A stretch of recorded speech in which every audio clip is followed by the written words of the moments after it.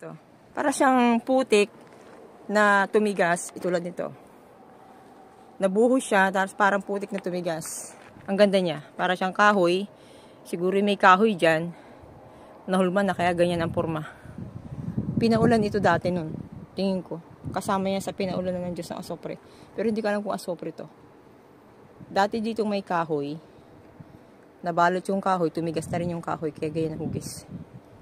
O, diba? Kakaiba.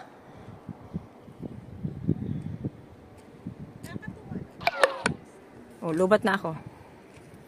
Ito ka ako, Trill, oh. Anong imagination mo dito? Sa mga batong yan?